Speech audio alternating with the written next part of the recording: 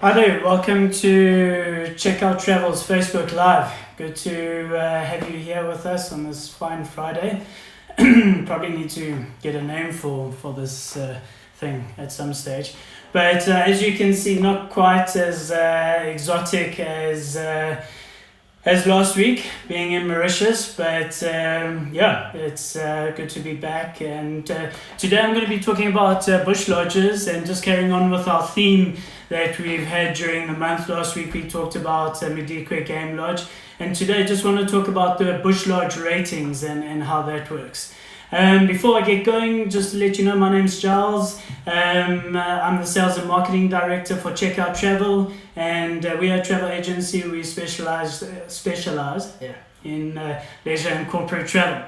So good to have you with us. Bush lodge ratings. How do they work? They're a little bit different, so I've just got some notes here. It works. It's a little bit different to your hotels where you have 3, 4 star, 5 star.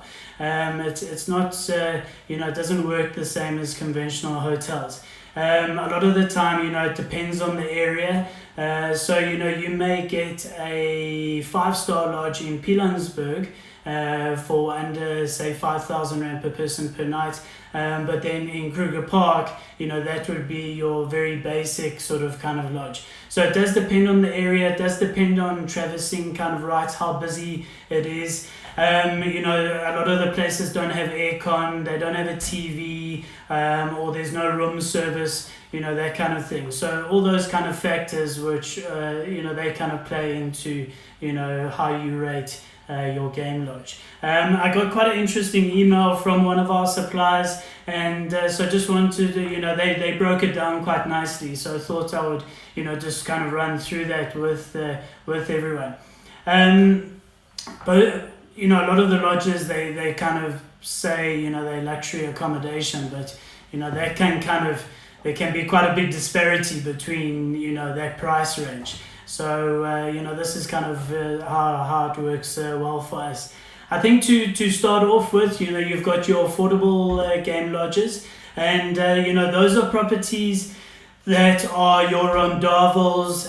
There's no electric fence around the game lodge. You've got game walking through, which is really exciting. So you really get that authentic kind of game feel, game lodge experience. But it is probably for those more adventurous types. I love that. It's that really true kind of bush experience. You may not get drinks included as part of the package. But it just depends. We've actually got a game lodge called Umlani Bush Camp, which really fits into that kind of bracket quite nicely. Been there, stunning, great game viewing, and you stay in these like really authentic African bush rondavels, and you do have game coming through. So that's that would be a good sort of game lodge to look at there. And those are generally sort of 6,000 Rand and less. So up to 6,000 Rand, then you've got your sort of affordable game lodges. Kind of moving up from there, you've got your sort of mid-market game lodges, and those are between 10 and 12,000 per person per night. Those are now a little bit more luxurious. You've got your tented camps. You've got an area, lounge area in front maybe. The lodge may be fenced, may have a security fence around it. You'll probably have drinks included as part of that package. So a little bit more luxurious. Really, really fine example of that would be Thando Thule. Friends of ours actually run that game lodge in Timbavati. Absolutely amazing. Really, it's personalized. It's small, but it still offers that luxury. So you still get a bit of both worlds. So that lodge really fits in nicely in that bracket. And then obviously you start moving into your more luxury sort of bracket, and those are lodges that are sort of 18,000 plus. King's Camp would probably be an example of that, also based in Timbavati, maybe Madikwe Hills in the Madikwe Game Reserve. And there you're starting to refine it a bit. You've got your aircon. You may have a plunge pool in front of you. There may be a spa and a gym in that kind of price range, and then that includes all your premium kind of brands of drinks. Just kind of moving up there a bit. And then finally you've got your super sort of luxury, where you've got places like Sabi Sabi, Singita, and they pull out all the stops. I mean, there you've got your mini bar, you've got all your premium brands, you're drinking Johnny Walker Blue Label and, all that kind of stuff. So, 5-star cuisine, but obviously it comes at a price tag. So I think it just kind of depends on what you're looking for, on what your budget is. It does depend on, like I say, on the area, on where you're going. You can't compare Pilanesberg to the Kruger National Park or for Madikwe for that matter. So, based on the area is also going to pick up the price. We've got a very good 5-star game lodge, Clifftop Lodge, which is about 2-3 hours away, which is absolutely fantastic. But it's a different experience to Umlani. However, it's almost in the same price bracket. So you can see kind of the variance there.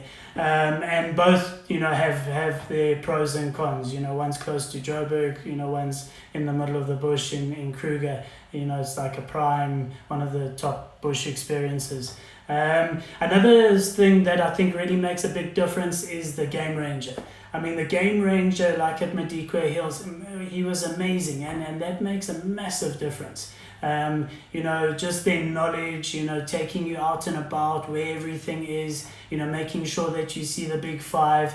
That's that can also play a big part. And obviously, if you start staying at the more expensive places, then they're able to afford, some of the better game ranges. But, that's not always the case, but it can be, most times. So I think that kind of breaks everything down a bit. I hope that kind of makes it a little bit clearer, short and sweet.